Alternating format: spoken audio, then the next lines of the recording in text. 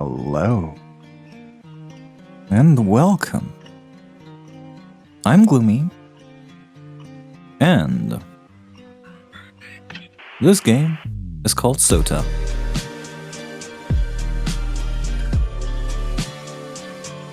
I just really wanted to capture this intro cinematic because would you guess from the quality of what you're currently seeing that this game is free? Color me surprised here. Alright.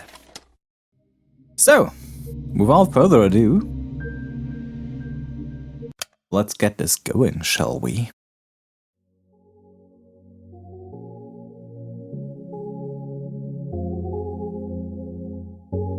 I actually have no idea how much is voice. There was a voice setting, so we'll be waiting there for. Did you know that our sun is a very unusual star? To start with, it's a yellow dwarf. Those constitute for just 7 to 10% of all stars in the universe. It's an outlier even among those. Most yellow dwarfs are primarily covered with dark spots. The sun isn't.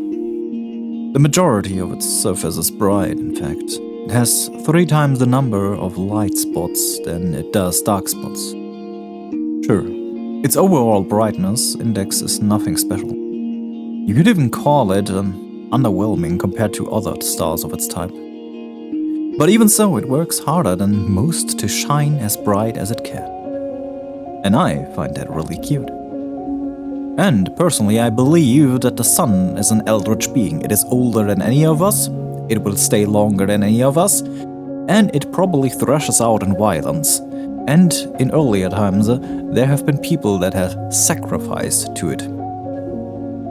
As far as I'm concerned, it fits the being, the eldritch being scale, or whatever that is. Either way, moving on.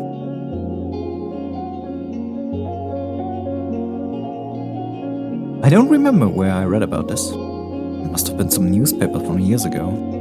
But that small piece of trivia still pops in my mind whenever I look up at the morning sky. It's not much of a view, to be honest. Not much of a sky, not much of a sun. I guess that's the kind of region it is. Some people say the sun is just lazing around in our parts, what with the constant snow. But people that go around saying that, well, they clearly haven't read the newspaper. That newspaper. The more I thought about things like that and the more I learned, the more I realized how incredible everything is. It's not just saying that to mean amazing. I mean improbable. You can't deny the world is full of great coincidences. It's to the point where I've begun to ask myself how much of it we can attribute to pure chance. The universe was so kind as to give us both a star and a planet with the perfect conditions for sentient life.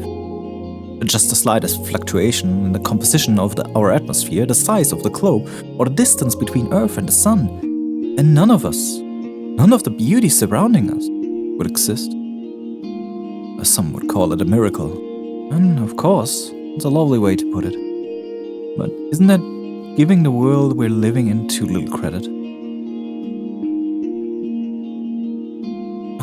But it's not that I subscribe to the anthropic principle or anything. I'm not so arrogant as to believe the universe exists just for our sake. Or rather, I'm not so sure it exists solely to be observed. Yeah, I get where this is coming from, but I'm more on the side of we as the observer make it plausible that the existence of our current state is even inherently possible. Inherently, not inherently. Because at some point we are getting so unrealistic low odds for things to align in perfect way and manner they are, that it either has to be man-made or alien-made in that case, or it is more in line with the anthropic principle that it exists because we exist, because we can live in this timeline. At least I'm more thinking along the line that this will keep us sanier. You can subscribe to that. Well, moving on. When a baby is born, it's not preoccupied with how it is perceived. That conscious need emerges later as the child develops self-awareness. Until that point, its curiosity is aimed at its surroundings. So if anything, it's the opposite of what the anthropic principle entails. I get that point, but I feel like collecting the outside to form the inside is also a way to view this point. We're social creatures, so the need to be observed makes sense for our survival. But to say the universe itself shares that priority, it just doesn't make sense to me. Although, you can also think about it this way. A child is curious about the world because it perceives the world as external. But what if the child is the world? What if all that it could ever observe existed within itself? What can the all-encompassing universe be curious about? Well, itself. I do get that. There's also the theory that we are all just one, trying to observe us in different ways to understand ourselves and create ourselves through the vision of our own observations. Yep, we're going deep today. There's nothing but itself, so nothing but itself. There's nothing else to care about in the whole wide world. It is the world. Duh. Wait, no, this makes perfect sense. If I put it like that, I guess the universe has no choice but to be self-centered. Even if this wasn't the case when it was born, what if the universe developed a desire to be perceived by others as it matured? The same way that a child would. And what do we do when we want others to perceive us as a certain way? We try to mold ourselves accordingly. I think I get it now. The universe gradually felt a desire to be seen. It wanted to be admired, loved, and observed. Because there's nothing more a world can do but to observe itself. It's the best and only pastime there is as far as the world is concerned. And if observation is good, more observation is even better. Of course, an endless universe can observe itself endlessly. You can say that its observation value equals infinity. That value may seem absolute, but it isn't really, not in mathematics. Infinity plus 1 exists. It's a value that the universe could never reach as a singular, albeit infinite observer. So it had to create new finite observers to add to its infinity it needed to create sentient life. Sentient life is the plus 1. When I put it like that, it sounds like all of us are extras at a party. Well, are we? That has a bad connotation to it as far as I'm concerned. I wouldn't say if the explanation and the reasoning stands, then we are not just extras at the party. We are a special guest. We are making the party be the party. Without us, the party would be lonely. No, isn't that fun? This vast, mighty universe changed itself so meticulously to make new observers possible. It fine-tuned all of its systems so precisely just to have us here. It worked so hard just to share its one joy with us, worthless insects. Oh no, this can't be. That's cute. That's really cute. I should have expected this. I should have known the infinite universe would be infinitely cute. Well, as cute as it can be, it can also be cruel. This world truly is wonderful. Wonderful, wonderful. Ira Grashevskaya. Oh my god. Oh! I will butcher that name. Absolutely, sorry. Ira Gorachevskaya Kaya is missing. Huh? I look up from my desk. A low hum runs through the glass. Oh, come on, please. Ira? What? Seriously? She's just skipping. Nah, she ran off with that one guy. You saw? No, but come on. You know her. She's totally... Silence. The teacher taps her journal on the desk. Ira's parents filed the report yesterday night. They haven't seen her since she left for school. Another round of whispers. The teacher raises her voice. So if any of you have any information that might help in finding Ira, please report it to the teacher's office or the police after class. That is all. On to the lesson. A chair creaks into a bag. Wait! You really expect us to just study like normal after hearing that? Yeah, we're shocked too, you know? We were sick. Seriously, our classmate's missing. Our friend, our Irochka. The room fills with a pulse of giggles. Cut it out. Karen, sit back down. The teacher's voice sounds just as dry as it did when she broke the news. She turns towards the blackboard to write down the date. We all know the situation will probably resolve itself just fine. So let's not act dramatic. If you have anything valuable to say, I'll be happy to hear it in the office. She puts the chalk down and begins the lesson. It's December 19th. A bird flies past the window.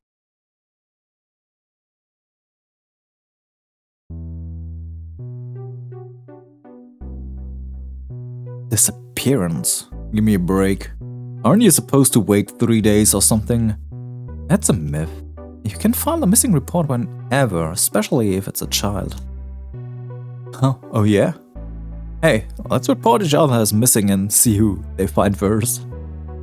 You're on. No, but seriously, what's with the sudden hubbub? So, she didn't come home. Big deal. I thought wandering off was her whole thing. Right? That's just Ira for you.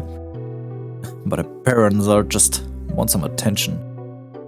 Like they need any more of that. I mean, I've heard of some weird cases. Yeah, never say never. Crazy is genetic. You think she's in some crack house now? No way. Do we even have any? I wish.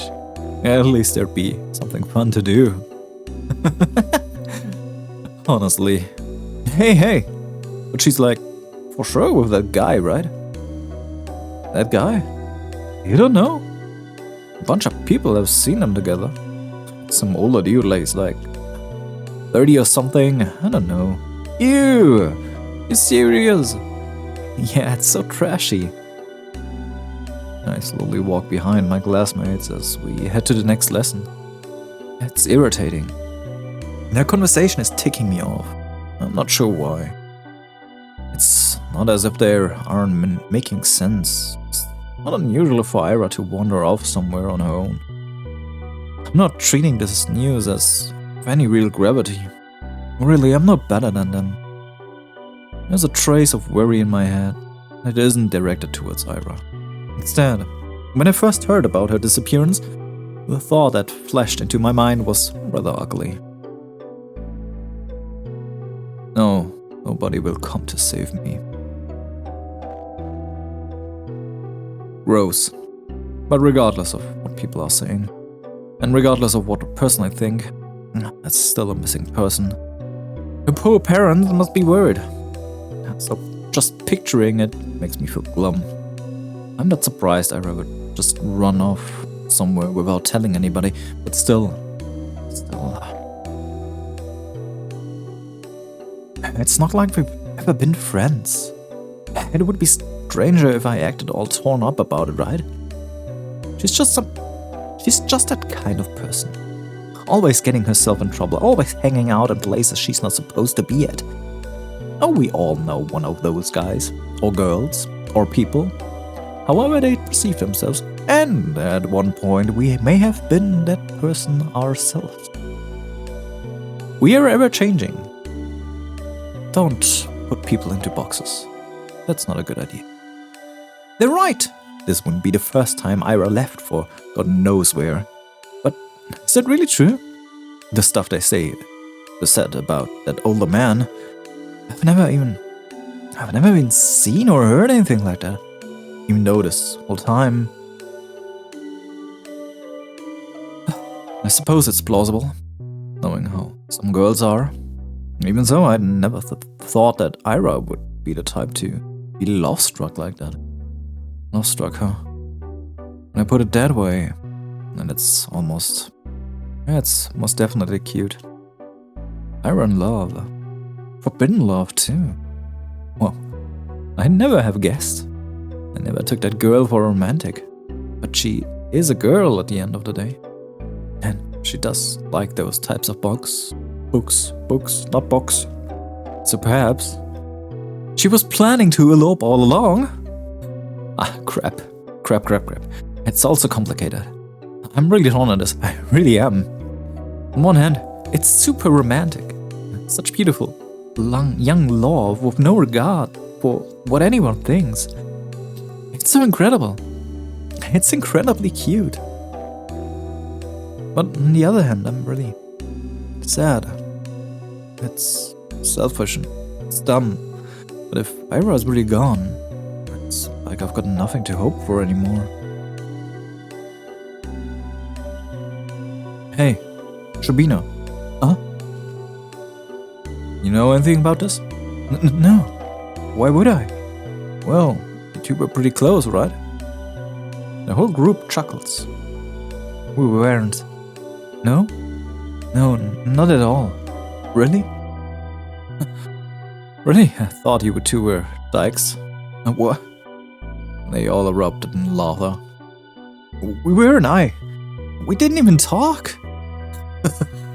Let him, you dumbass. Grachevskaya has been screwing the older guy. She ain't like that. I don't know. Some chicks swing both ways. Never know these days. What is that? Come on. Are you jealous? The fuck is going on with you? Hey, come on. You just don't talk that way. I mean, personally, hey, coming from a cis understanding way of things and looking back at some earlier mistakes in my life, I can certainly see that you might consider if girls or boys, for whatever case it is, turn to their own sexes. So they find out they're gay, so to say. Then it could feel like you're losing out of options. Yeah, I actually have been thinking that way earlier in my life, quite a lot earlier in my life, as I was way younger and less informed about things. I mean, it's not like they taught anything about that.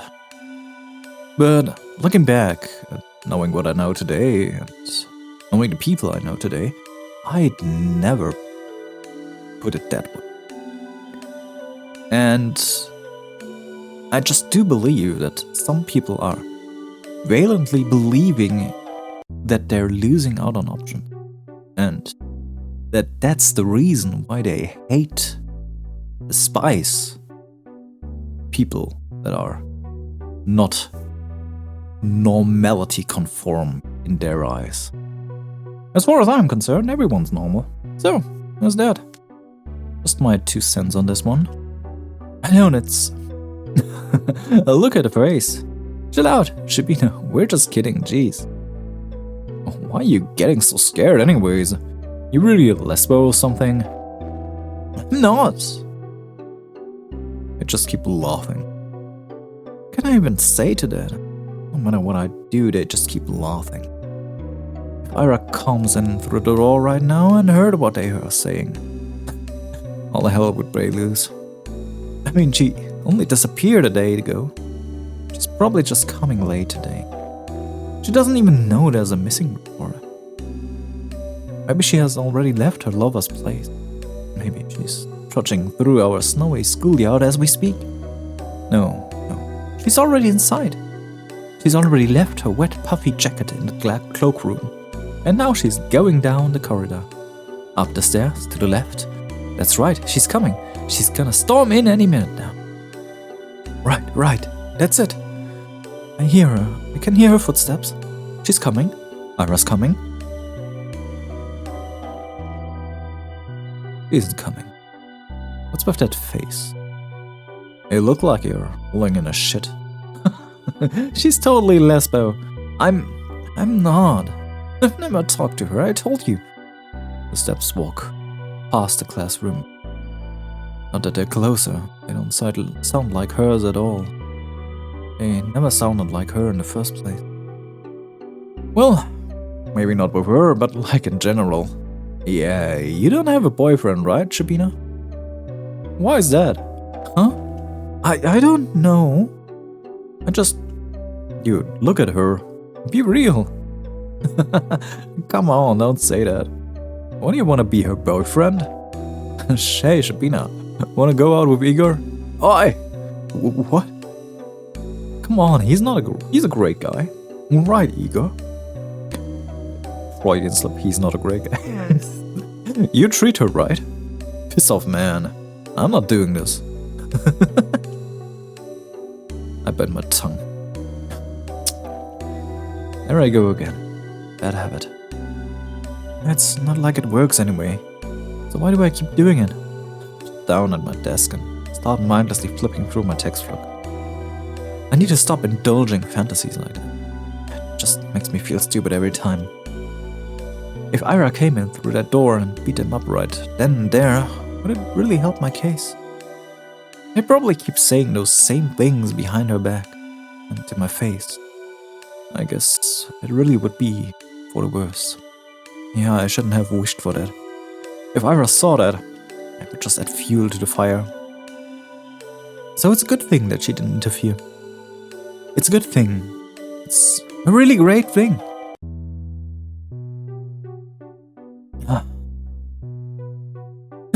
At least these guys don't bother me for the rest of the day. Everyone's too preoccupied with gossip. I can't focus on studying either. I keep thinking. Last time I saw Ira, I really need to drink something real quick. Right. The teacher says her parents saw her leaving in the morning, but she didn't show up to class. It's nothing new. Ira has always had a bad attendance record, so I assume she skipped as usual and went to see that man I talked about. Did she go to him right away? Because in that case, yesterday evening. Go home, Asya. Asya? Asya? The teacher's office, was it? I'm kinda scared of going straight to the police. But I should probably report that. Not sure if it will be of any help. And for some reason, the idea of telling anyone what I saw, something about it just doesn't sit right with me.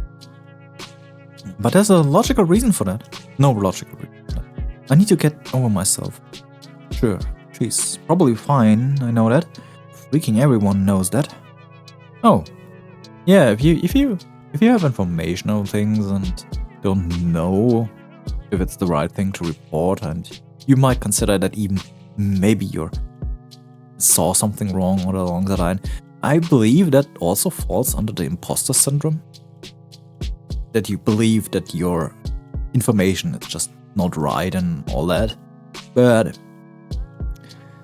that's a point where I say, hey, if you think you saw something, believe in yourself and just report things. Don't let the thoughts that you couldn't change anything hinder you from helping anyone else. That's a bad thing. But if she's not, well, I'm gonna regret it big time. I might also be tearing star-crossed lovers apart. If Ira really ran away to be with someone that she cares about so deeply, away from society's ridicule, would it really be right to ruin it? Crap. I have to admit, I'm also a little judgmental. I mean, it's really beautiful. I do believe that judging love like that is ugly, but whenever I start to consider it closely, I just can't brush off how much older that man is. I just can't. I'm really no better than the rest. Wait, that's it. So that's why I don't want to tell anyone about what I saw. It must be the good in me screaming, "Don't ruin their good fortune. They're probably so happy together right now. It's none of your business." Oh, but it is. It's something you haven't heard before. It's not like you know the guy. And even if someone is missing, just give information where you can. God damn, don't let thoughts like you might ruin someone's happiness, bring others in danger. People could be needing help. So don't rationalize yourself into that. Gosh, yes, that must be it. That explains everything. Should I follow my heart then? Should I keep silent? It's not as if what I had seen will make a difference. It was kind of inconsequential. There's no point in telling anyone about it at all. It's not the kind of information that points to any particular location or culprit, but that there is one. So let's keep silent. Everyone will be happy. I'll be happy. The good irrational me will be happy, and the cold reasonable me will be happy as well. Yep. Good job, Asya. Asya? I'm gonna call her Asya. You solved it. It sure is nice to have a clean conscience. Well, no need to loaf around here any longer. Guess I better head home. Counterpoint. What if, and bear with me here, what if Ira is actually missing? Despite all odds, there's always a possibility that she is in danger. If there's even the tiniest chance that my report will help in finding her, then that info is worth providing. And if she really did elope with her beloved, then my testimony won't change a thing. It's worthless at worst. That's true. If I carefully weigh the pros and cons, that off chance of Ira being in danger and my words being the key to saving her makes for a strong argument. That's exactly what my point was. Well, whoa. My words being the key to saving her. Whoa, yeah. That would be so amazing. Yeah, well, I do get where she's coming from now. You shouldn't get a helper complex with that one. Oh, we're wobbling in between extremes, creating a mildly confused opinion about reality. Well, there's that. And then I'd come and visit her in the hospital, and she wouldn't know how to thank me. She'd say I shouldn't have. She said, "I told you to leave me alone, dummy." But then I just shake my hand and respond, "It's nothing. I was just doing what I was supposed to." No, I gotta come up with something cooler. I'll need to think about it. Wait. Why is she in a hospital? Do I hope Ira ends up in a hospital? Jeez, of course not. I don't need my freaking testimony to save her. I hope my testimony is useless because she's already home, or is calling home, telling her parents how happy she is with that love of her life. That's what I hope for. Just keep having stupid thoughts today. At least I know what I should do now. I've made my decision. I'm going to the teacher's office. Where was it again? Doubt they expect anyone to come. I'll probably look kind of silly. Wouldn't be the first time. Well, who cares? Well, see, there's the what was it called? I've forgotten. Walking down the staircase to the right, down the hall. There, That's the teacher's office. Oh. A girl. There's a girl standing there, right by the door. I think I've seen her before. Is she an upperclassman? Our town is really tiny and so is our school. If I were a better person, I would know her name. I don't think you need to be a better person. I mean, you would be a more communal person to justify knowing everyone's freaking name. Well, yeah. Coming from our times of today, where we have quite a lot of people in quite a tiny room, it's easy to forget and not care about others too much. Huh. She turns to look at me. I'm not so sure what she is expecting, so I nod a little. Yeah, you know, the greeting nod. Is there a queue?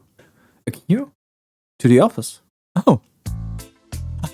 Oh, no. I'm just waiting for someone. Okay. Hey. What? You're... Asya? Oh, God damn it. Why do I not know how to spell that name? Asya? Asya? You're Asya, right? Yes. How did you know? That's a kind of loaded question. How do we know anything? I mean, it's not like we have lots of faces to remember here. You know me too, right? Sorry. Really? That's what I was talking about.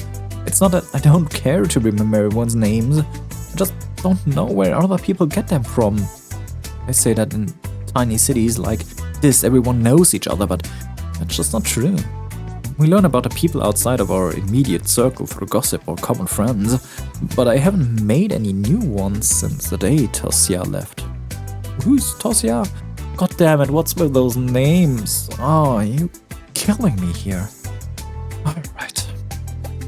Hey, so I do get where she's coming from, and I do get where Asya is coming from, because there is the theory, and it is somewhat proven, that about 6 friend circles away, you know practically everyone.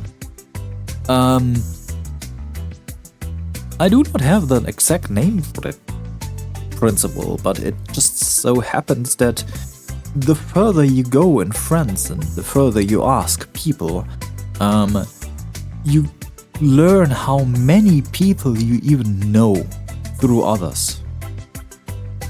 It's you're basically just 6 to 8 friend circles away from knowing everyone on Earth, because randomly people just know people across the oceans and all along the line. I mean, they don't have to be real friendships and the likes, just casual acquaintances would be enough to be considered into that circle. If you're going for close friendships, it gets a lot harder. It gets really a lot harder, because in today's times we have quite a few close friends anymore, so there's that. But just going from acquaintances, going over 6 to 8 circles, you basically know everyone. So that's where the feeling's coming a lot from, that you think the world is really a small place, because you seem to know a lot of people everywhere you go. That's how that phenomenon happens. And I guess if you're practically a loner in a tiny city, then yeah, you have no case for that, so you basically don't know a lot of people. And that's also fine. You don't need to interact with society. You should do the bare minimum, I guess, but well, not everyone can handle the pressure. And gossip. Sure, sometimes I overhear my classmates chatting about this and that, but I don't like listening to them. I don't like their voices, so I try not to pay them too much attention. I hope you like my voice, because you have to listen to this. Wait, when I put it like that, it kinda does sound like my fault. My point is, people regurgitate The idea of everyone knows everyone, the word everyone doesn't include me. And that's fine. You don't need to be included in there. The name is Marina. Oh, nice to meet you. Nice to meet you too. You got something to share about Grachevskaya? How did you know? What do you mean, how? We had an announcement, the same as you. They told us to report it to the teachers and all. Ah, I see. For some reason I thought they only broke the news to us, Ira's classmates. But it makes sense they'd at least give the upperclassmen a heads up just in case they happen to know her. Which means you also know something about Ira? Yep. Oh, that's great. So you talked to the teachers already? Sure did. Wow. And what did you tell them? That's between me and the investigation. You can't just spout info like that out in the open, Asya. Come on. What is with that name? It's freaking me out. I'm going to Google that right now. Just give me a second, please. Alright, it's spelled Asya. That's a load off my chest. The wall's got ears. Oh, I understand. Sorry. Okay, well, you don't have to apologize. Crap. I'm making an awful first impression. Not only did I not know her name like I was supposed to. Nope, you're never supposed to know anyone's name. I gotta stop you there, Asya. You're never supposed to know anyone's name. Even your closest friends, if your memory is bad, you might as well forget their names. And that's fine. Would it make you a somewhat bad friend? Maybe. But is that important? No, the important thing is that you care about your friends. It's not that you know how they're called. Caring about them is more important. At least in my opinion. Moving on. But now I look like I don't know the first thing about vigilance. Who am I kidding? I really don't. I'll just go in then. Marina suddenly blocks my path. Nah, no, you won't. I'm sorry? You're not telling them anything. She gestures with her finger to the text of each syllable. Why? Because... Bad feeling stirs up in my chest. Please don't tell me it's gonna be the same thing as my classmates. Is this because I acted rude? I didn't mean to. Well, I never mean to. I just can't help it, can I? We just met and I already managed to mess everything up. Damn it. I desperately search her face for signs of mockery. But weirdly, I can't find any. I've been waiting for you. Huh? Surprised? Of course I am. No, wait. This has to be some stupid ruse. I'm going to believe this girl and then she'll just laugh in my face about it. Oh, there's someone has been hurt before. I'm serious. Ira told me about you. Really? Yeah. Gosh, they talked about me. Wow. I'm shocked Marina is being as friendly as she is, considering the kind of description Ira could give. Wait, does that mean she is a friend of Ira's? For some reason I never thought about her having any, at least not at school. That was really presumptuous of me. I wonder what Ira is like when she's with friends. I know you saw her yesterday. I figured you'd want to report it, and so I ran here as soon as classes ended. I figured you... Well, I guess I'd be easier to catch you between lessons, but... I got so caught up in all of those stupid rumors, it kinda slipped my mind. She knows? But hey, what matters is that it all worked out. So why are you stopping me? Aha, well... Marina looks around the empty corridor before lowering her voice. If you tell them about yesterday, it'll make everything worse. Huh? Let's not talk about this in front of the office, okay? Come on, let's go. She takes a step back and beckons me with her hand. I'm not sure what she has in mind, but it doesn't seem like a prank. Alrighty, back from a short coffee break. Yeah, where did I leave off? Did I read that already? She takes a step back and beckons me with her hand. I'm not sure what she has in mind, but it doesn't seem like a prank. Still. Wait! I know Ira's probably fine, but isn't it better to play it safe? The faster we share all we know with everyone, the... Quiet, you! I just said that we shouldn't talk about this stuff where the adults can hear. Wait! Wow! Rena grabs my hand and starts dragging me down the corridor. She's not exactly being quiet either. All of my stumbled protests sound so weak that they might as well be white noise to the other girl. Yes, I spent half the day doubting whether I should report it at all. So what? I carefully examined my options and came to my own conclusion. I deserve to see it through. I deserve to testify. But some part of me is relieved that the ultimate choice was made for me. I mean, that silly gut feeling I thought I overcame with reason has come out on top. So there was something to it in the end. So I was right. My heart was right. Sure, I can't actually know that, since I'm not yet to hear what Marina has to say, but this can't be your chance, can it? And if it's not, what does it actually hinge on? Did Marina show up because the world needed to stop me for the sake of something more important? Or did Marina show up because I subconsciously wished for something or anything to stop me? Whatever it was, I guess I don't mind this after all. I think I'll stick to the grander narrative angle for the time being. You know, there's an obvious but inconspicuous flaw with that logic. It is giving your choice to do something away to someone else. It is finding reasons that your choice doesn't matter. That's not good. It's bad. You take yourself out of your own narrative. That's the first way to lose yourself. You shouldn't do that. The world bending itself to the will of some worthless gnat is a preposterous idea, but it wouldn't be the first time for me, would it? And the fact that the world, for any reason, has decided to guide me towards the right path, that's so endlessly sweet. Down the stairs, to the lobby, to the code room. I don't resist anymore. Marina drags me along, and I can feel my doubt turning to excitement. This is definitely the right path. This girl knows about Ira. I want to know more about Ira too.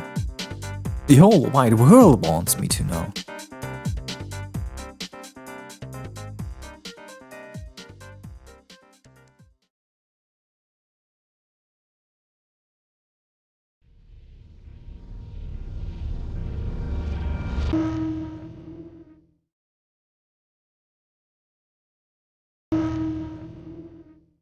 Episode 1, Ira.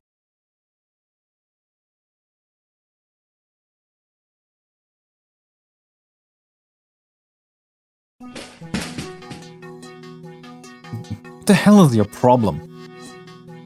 No one is looking from Ira to Garen to the chair that just crashed on the floor next to the boy, barely missing him. Huh? Kaya, the fuck?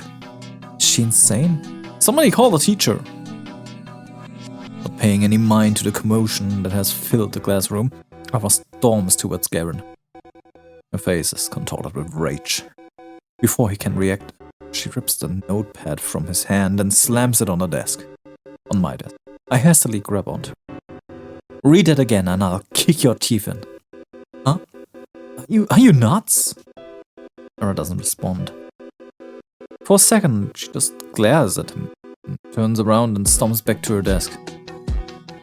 The classmates, who were caught up in laughing fit just a moment ago, were now watching her in silent bewilderment. They scoot out of her way as she retrieves her bag, then heads towards the door. Crazy bitch! She ignores him. Drasheskaya, where are you going? Hey! Ira forcefully pushes her past the teacher. You! Drasheskaya! What? What do you think you're doing? Your parents will hear about this. A threat falls on deaf ears.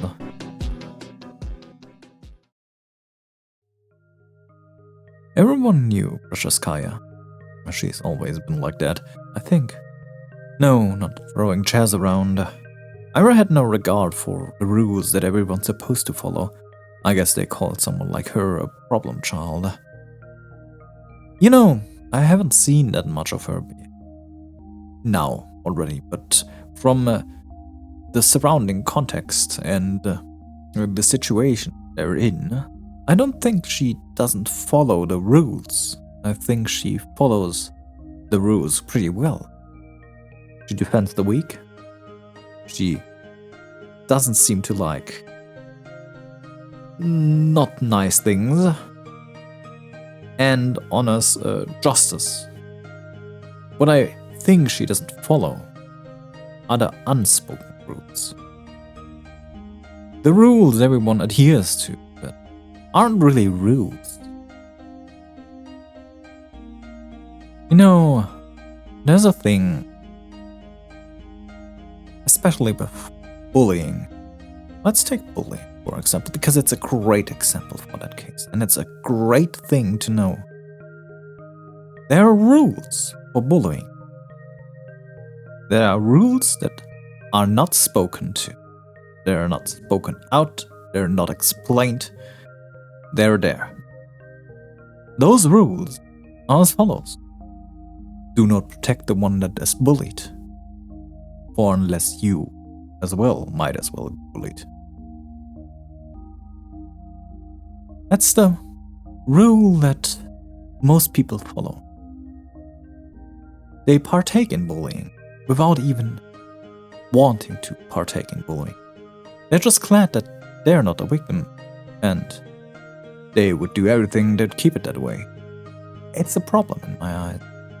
It's not that they want to bully someone, but they allow for bullying to exist with it. They don't stand by the victim's side. They, through inaction, defend the bully. They, through inaction, through allowing that to happen, because they want to save themselves, they bully as well. Those are the unspoken rules a lot of society adheres to. Those kind of rules can be found in many things. And not adhering to those kind of rules is, in my opinion, actually a good thing. Not many people do that. Her parents got a lot of flack for it. It's only normal in a town like ours. Not just because of its small size, but because of its, say, exclusivity.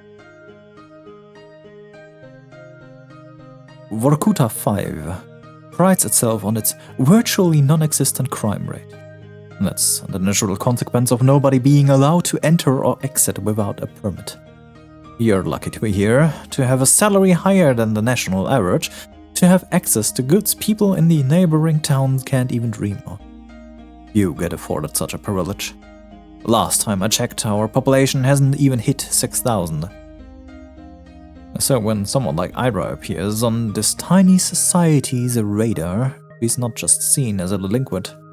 She's a puzzling stain on a community that's meant to be spotless. I feel that especially in communities or situations where things need to be perfect or want to seem perfect, there are a lot of those unwritten rules that allow for worse things to happen and for people to look the other way. Because it has to be that way. It needs to be done that way. It needs to stay hidden so that we can stay perfect. It's a bad thought. And people that try to change that system, they're the nail that sticks out. They're the problem. They're the rule breaker. They haven't broken any official rules. They don't want to adhere to the system. even the system isn't right. I feel that those kind of people are walking a path that's harder than anyone else. And they are hurting more than anyone else. Like a weed that sprouted in a painstakingly maintained flower garden. Of course, it's not as if she had appeared out of thin air. It's all in the family, they say. The blame falls on the people responsible, that is, on Ira's parents. And questions begin to arise. Why is Krachevska's daughter behaving like this? Is there trouble at home? Do they believe this is acceptable? Do they not teach her discipline? Do they not understand how fortunate they are? They've been granted so much, yet they can't do the bare minimum in raising their own child. Do they really want to be here? Do we want them to be here? I've heard a lot of talks like that. I've heard more after Ira threw the chair at Garen. I didn't get why. Everyone's just having fun. And it was my fault for bringing the notebook anyway. That's a victim mentality. It's also something. The one that gets bullied adheres to the same rules everyone else is. I was hoping to write a little in the library once school was done, but my bag slipped and all of the contents scattered on the floor. Of course they would get curious about it. Of course they'd want to read the silly things I wrote. It's not a big deal.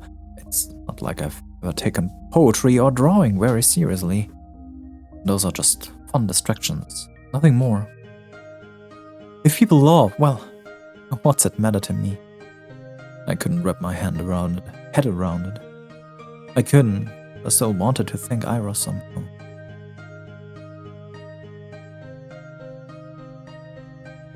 She rarely shows up at school. And even when she does, she can't just leave at random. I couldn't get a hold of her for a long time because of that. Well, that. And also, I was really scared. Ira has never as much as looked at me. Even when she lashed out at Garen, it was like I weren't even there. 2 weeks after the incident finally happened, we crossed paths. I went to the bathroom during some lesson, I think it was math. I came in through the door, and there she was, blowing white smoke through the half-open window. I didn't even know what she was at school. Oh, hi. Ira shot me a disinterested look. Hi. I awkwardly scuttled past her to one of the stalls.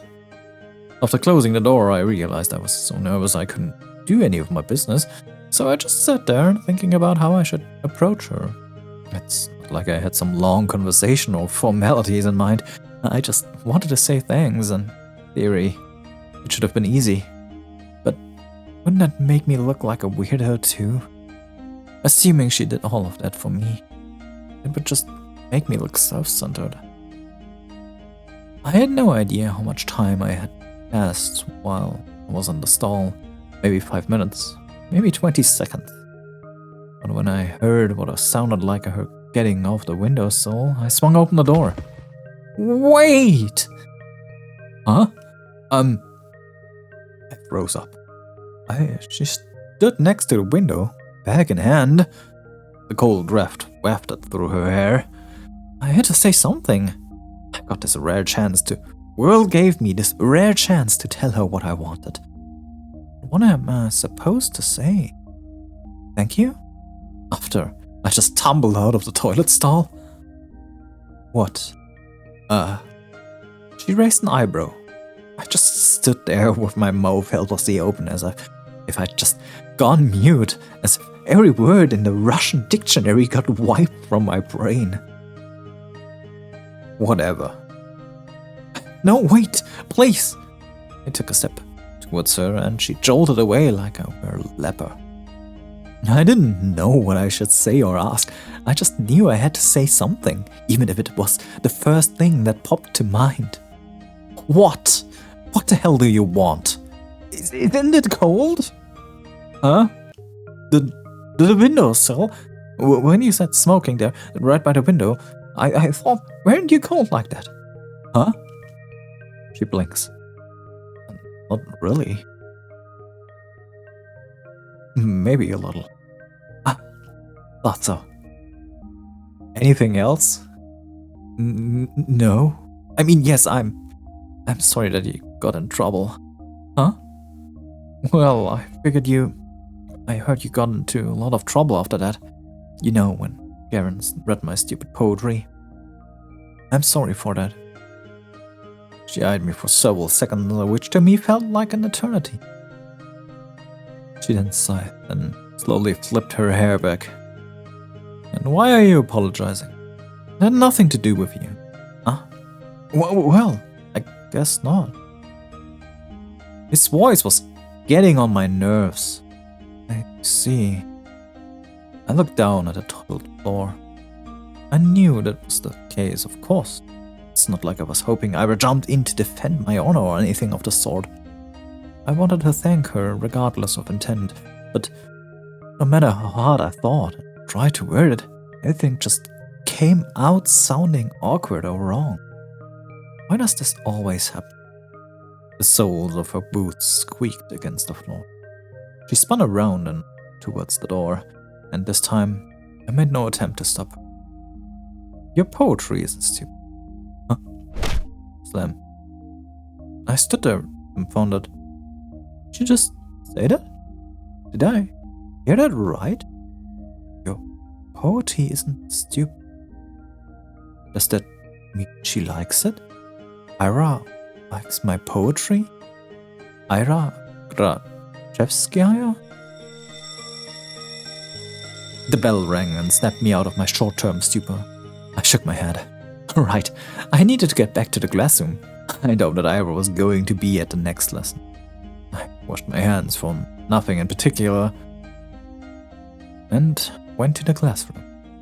Yeah, you see, breaking out of your role is hard. Weeks passed. My life didn't exactly change. I went to school the same way. I sat through the lessons, then went to the store, then to the library, or for a walk, and then, when it got dark, I headed home. Day after day. Huh? My notebook. I just left to get a snack from the cafeteria. Where did it go? Oh, Shabina. We borrowed your homework for a second. You don't mind, right? It's fine. Thanks. By the way, is this supposed to be you? He lifts a scrap of paper to me. Oh no. I forgot I left it in there. No, it's just a drawing. Yeah, you sure? It really looks like you if you were pretty. That's not me. Ha, whatever you say. Sometimes my classmates joked around with me. Whenever that happened, my thoughts involuntarily drifted to Ira. She still attended classes, albeit irregularly. She always vanished during breaks. I don't know where to, and I wouldn't dare ask. Something told me she'd say, "None of your business," if I did, and she'd be right. But even so, I kept imagining those scenarios in my head. Yeah, just quickly throwing that in. No. You don't joke around with classmates if you don't enjoy the joke as well. That's not joking. That's negatively talking about things. There's no reason to adhere to whatever people say. That they're just saying, hey, I'm just joking. Just because they're joking doesn't make it better if it hurts you. There's no reason you have to go along with jokes that are hurtful. Those sucks. The idea that gets ingrained with them just hammers home the point that you are their fun. You're not laughing with them. You're their entertainment. And hell, if you are their entertainment, the least they could do is pay you. Not just when I was being laughed at. I started doing it when I was walking home from school, or to the store, or just wandering the streets, killing time. I kept thinking about how funny it would be if I bumped into Ira. I thought how interesting it would be if we talked. I even tried to stay out longer, started to take new routes. It's embarrassing to think about it now, but... Ira just walks past me in the corridor. Not even a nod, not even a look in my direction. I guess I don't exactly stand out in a crowd, but no, it's my fault for mumbling. I should have spoken louder, even though it took all of my courage just to muster that much. Even though I definitely think she should have heard it. Hey, Vadim. What? Remember when I gave you 50 kopecks? Can I have it back? Huh? 50 kopecks? When was that again? Last Friday. Jesus. You remember things like that? Can I have it back? Man, I don't even remember taking it. You sure you're not making this up? Maybe you gave it to someone else. No, it was you. Jeez. I don't freaking know. It's half a rubble. Jubina, who gives a shit? Yeah, why do you care so much? So petty. You probably just lost it or something. My eyes keep snapping to the doorway. It's empty, of course. What am I waiting for? Even if she shows up, what would she do? Mug him in front of everyone? That would be really funny. Hey, stop thinking that. Maybe he really did forget. Who knows? I really shouldn't be upset. It's not that much. You could go grocery shopping with that, but it's not the end of the world. I'm not exactly starving. Lately I've been eating too much junk anyways. Yeah, maybe if I eat less of this stuff, skin will clear up. That'd be nice. Asya, you don't use makeup at all, right? No, I don't. We're not allowed to, though. What are you saying?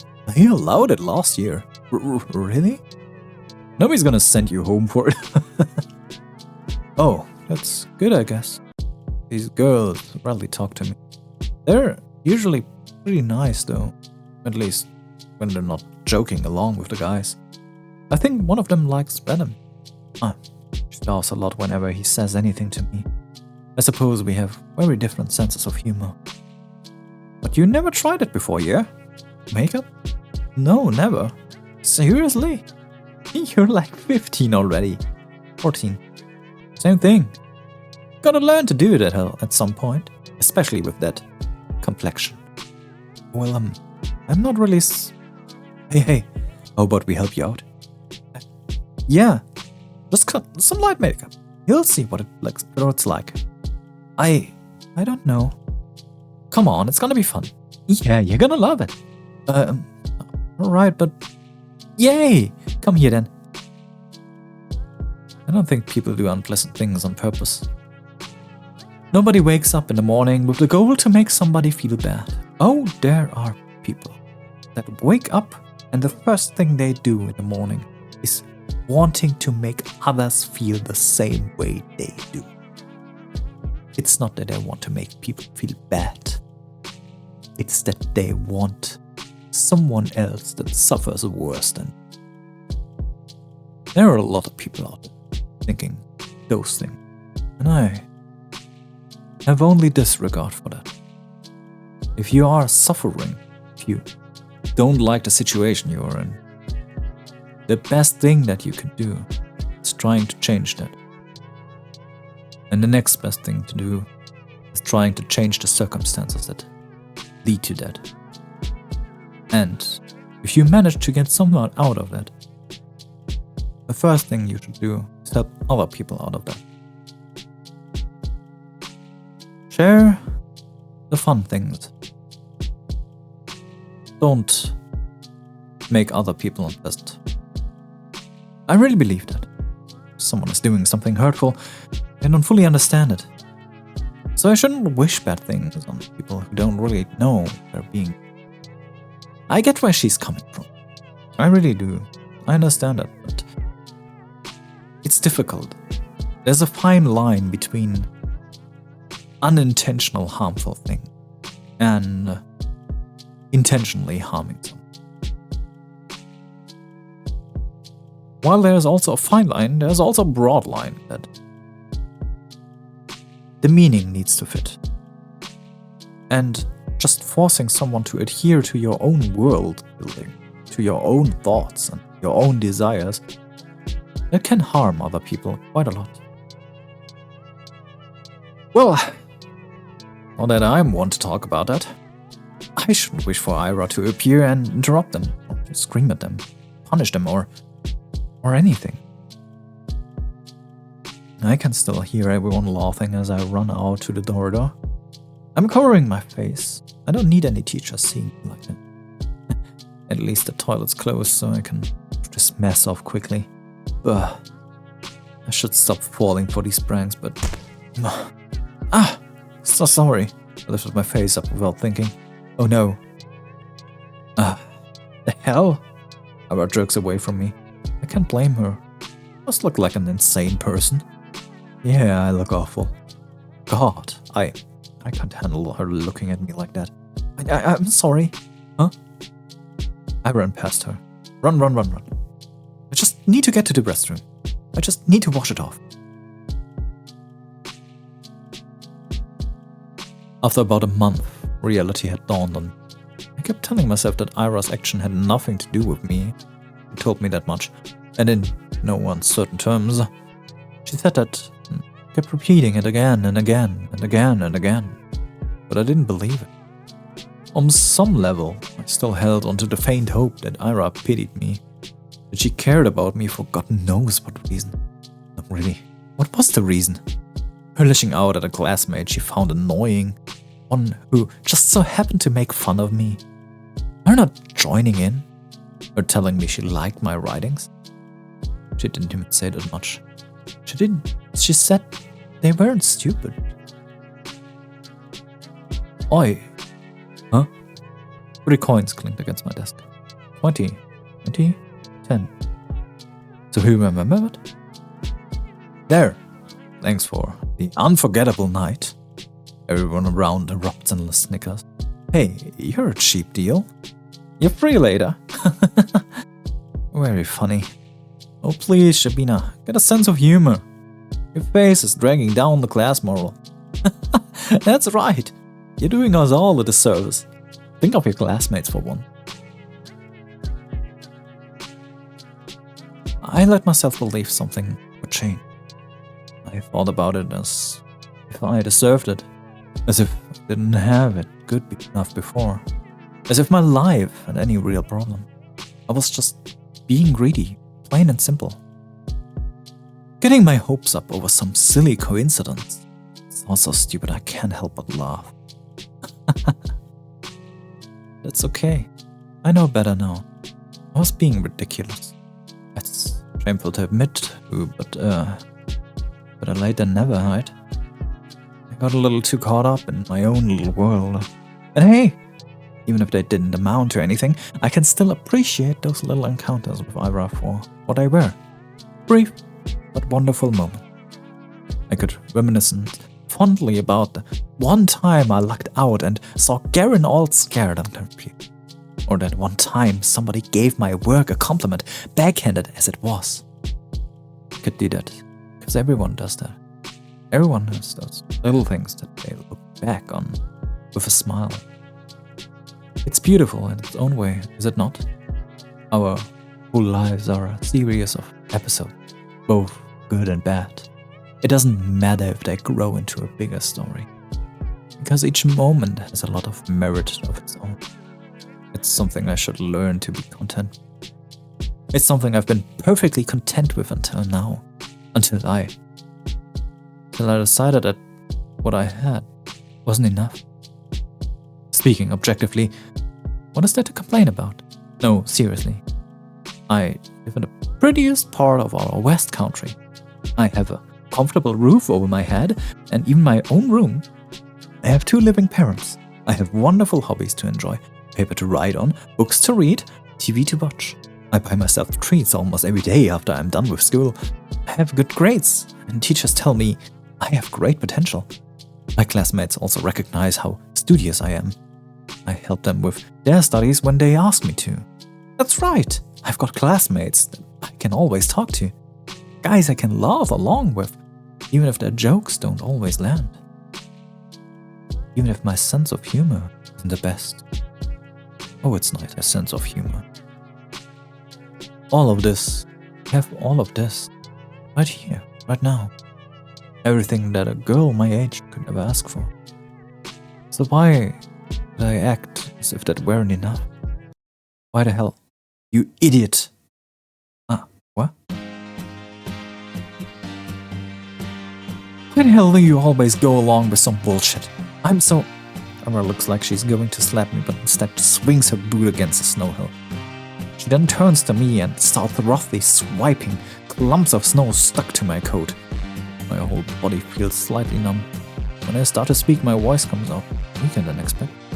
Ira, how did you know I was here? Doesn't matter. I heard that asshole Garen giggling about it. Can you stand? Yeah. I clumsily get up. Limbs feel rigid. I know you shouldn't sit on concrete when it's cold. I wouldn't normally. There was nowhere else to sit near the school's back entrance, and my legs were starting to get tired. I half-heartedly shake the snow off my skirt and tights. The flakes fall gently into the ground below. I look at Ira. Her faces. The word concern flashed in my head, but I've already learned I'm not good at judgments like that. I shouldn't be presumptuous. It's a bad habit of mine. I shouldn't flatter myself. I shouldn't. The question escapes before I manage to cut myself out. So why are you here? What do you mean, why? I told you. Garen was bragging about slipping you that stupid letter. But it's not what I'm talking about. Huh? Well, this doesn't have anything to do with you, does it? As soon as I say that out loud, I realize I messed up. I really did. She's going to punch me. Ira's going to punch me for real. She's going to punch me and then never speak to me again. I don't even say sorry. I just brace myself for the incoming blow. Physically, verbal, I don't care. I've earned it. No, not really. It doesn't concern me at all. It's just annoying. Is that so? Yeah. You pissed me off. And you pissed me off too. I don't freaking get you. You knew it wasn't real. There's no way you believe that, right? Right? I didn't believe it. I'm not that stupid. I look down at the moist, crumpled letter I forgot I was still holding. It's the oldest trick in the book. Love letter prank? Really? Who would fall for that? I stare at that shriveled up piece of paper and something about its whole existence feels extremely sad. You wanna burn it? Huh? I have matches. Oh, no thanks. It's wet anyway. I fold the letter and shove it into my pocket. It's the little thing. It's not what you say, it's not what you think. It's the little actions that show what you believe to be true. It will get damp inside, but I don't care. I can't throw it away. A fake confession is still a confession in the end. Those words didn't choose to be written sincerely. It's okay. Even if this whole thing isn't real. I met Ira today. Ira came. After all these weeks of praying, Ira came. Thank you. Huh? I smiled at her, even after I said I had come to terms with it. Oh, right, as I was saying it to you, to myself, to the world. I knew that I was lying. I couldn't throw away that last scrap of hope I had. That small, involuntary thought that crept into my mind whenever I felt slightly lonelier than usual. Even if it took so long, she finally came. I didn't do anything, really. Flustered. Ira's flustered. Is she flustered? Really? That's cute. That's just so cute. Huh? What's with you? Alright. I'm grinning like an idiot. Sorry. I'm fine. Whatever. I'm going home. What? Already? Ira gives me a quick once over. You. Take care. Yeah, okay. Bye-bye. We wave at each other and I watch her disappear behind the corner. I hesitate. Maybe I shouldn't. It feels like there's still so much I want to say to her. I don't know what or why, but I just know that it's a lot. I turn and walk a couple steps in the direction of my home. No. Change my mind. I run back. Crap, my legs are still so stiff. I turn the same corner Ira passed not even a minute ago, and he's already gone. Sigh. The snow here isn't deep enough to leave clear. Not that I'd be desperate enough to follow. Huh. Why does she always leave in such a rush?